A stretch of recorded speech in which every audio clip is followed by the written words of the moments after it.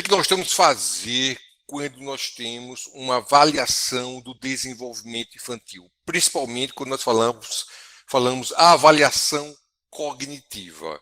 Eu tenho, como nós vimos anteriormente, em aulas anteriores, desenvolvimento típico e eu tenho o desenvolvimento atípico. Esse desenvolvimento típico e esse desenvolvimento atípico, ele tem o quê? Ele tem uma perspectiva.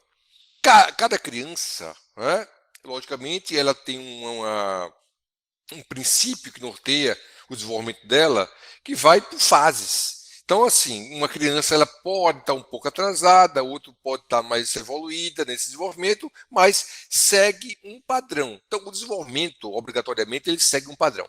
Esse padrão que nós chamamos é o padrão que tem, né, uma característica que uma criança ela não está sendo tendo o seu desenvolvimento adequado quando ela começa a apresentar dificuldades.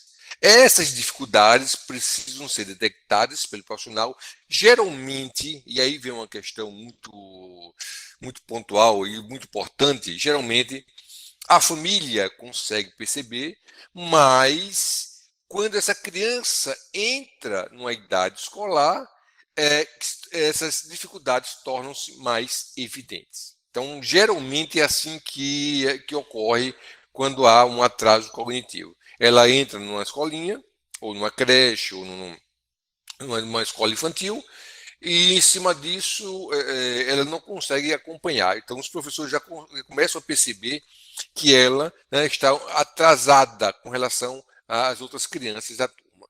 E aí, em cima disso, começa a busca, né, por um profissional para avaliar. O que acontece?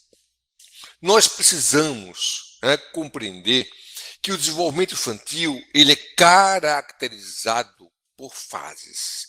Essas fases têm uma perspectiva, que é identificar cada uma das estruturas cognitivas que começam a tomar forma nessas fases. Então, por exemplo, a linguagem.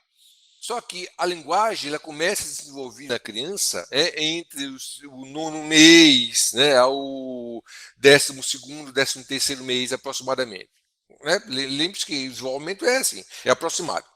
Mas antes da linguagem ser desenvolvida, eu preciso ter processos anteriores que vão dar suporte à linguagem.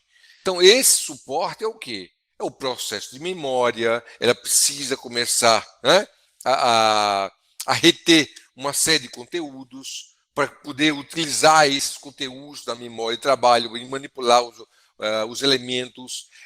Antes da memória, ela precisa ter o quê?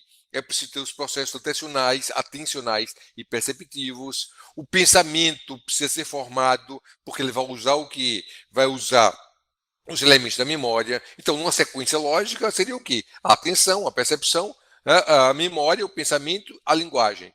Então, essa seria uma estruturação clássica. Tá? No entanto, o que acontece? Essa estruturação e cada módulo cognitivo, cada estrutura cognitiva dessa, vai ter uma funcionalidade que, integrada às outras, vai dar o desenvolvimento normal.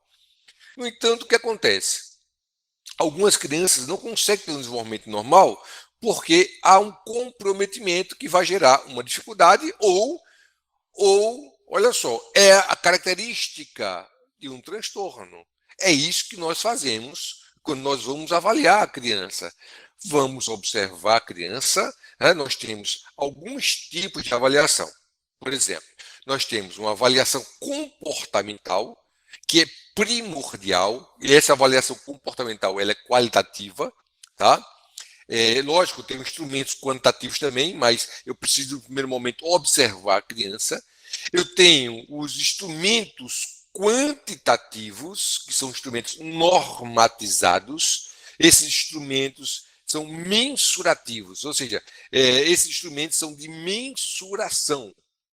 O que é um instrumento de mensuração? É justamente quando eu vou medir, quando eu vou mensurar, eu vou avaliar a criança e tentar pegar os resultados e comparar com o desenvolvimento esperado. Então, eu tenho o desenvolvimento esperado e eu tenho o desenvolvimento que não está correspondendo àquilo que nós esperamos, tá?